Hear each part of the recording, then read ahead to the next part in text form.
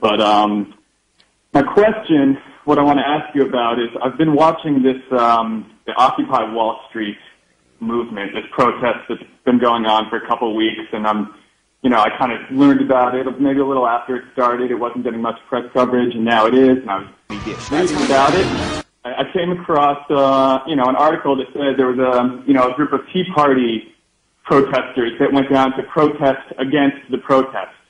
And they were saying, you commies trying to stop business and all this stuff. And I was like kind of dumbfounded and flabbergasted because, I'm a fan of yours. I'm a supporter of Ron Paul. I've read my Rothbard and my Hayek, and I think I have a good idea, as much as anyone, of what's going on.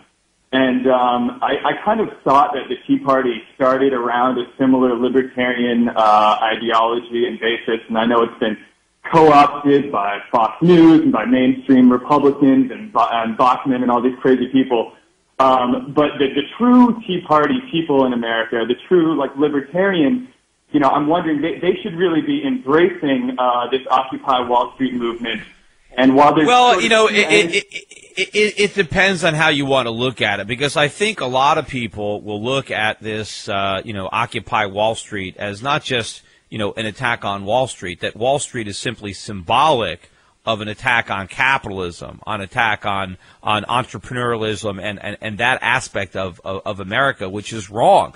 The problem is Wall Street is giving capitalism a bad name, but I think a lot of the protests aimed at Wall Street are really aimed at capitalism, and just Wall Street is the symbol, or they believe to be the symbol of capitalism, and in fact, it's the symbol of the opposite. It's the symbol of crony capitalism today, of corporatism, of fascism. I mean, that's was my beef with Michael Moore, who refuses to come on my show. But I noticed that he recently is talking about how, hey, capitalism has to end. We have to get rid of capitalism. That's not what we have to get rid of. We have to get rid of all the government intervention in capitalism. We need to go back to capitalism. And Wall Street right now is a big part of that. So while I have sympathy with the protest movement, I think a lot of the protesters don't really know why they're protesting it. I don't know that their protests are in line with what you and I are thinking. Maybe that's true for some of them, but I think most of them have a much bigger agenda in mind rather than just the bailouts. I think it's a more deep-seated distrust or dislike of the free market capitalist system, and they want a more government-controlled system. They don't realize that that's what we've got now, that's why it's not working. I'm going to take a call from Chris, who's here in Manhattan. Chris, welcome to the show. Thanks, Peter. Got a comment question about the student loan debt. I'm in New York, and I'm watching these the Wall Street protests, and a lot of it is students complaining about the student debt. And, there's some proposals, I think, made by a congressman out in Michigan. He wants to basically forgive student debt as a means of a economic stimulus. What's your position on that? And what would that do to the cost of college? Well, first of all, if the students shouldn't be protesting Wall Street, if they're upset about the debt, they should be protesting Congress. They should be protesting the government that guaranteed all those debts, because without government guarantees, they wouldn't be in this mess, because they couldn't have borrowed the money.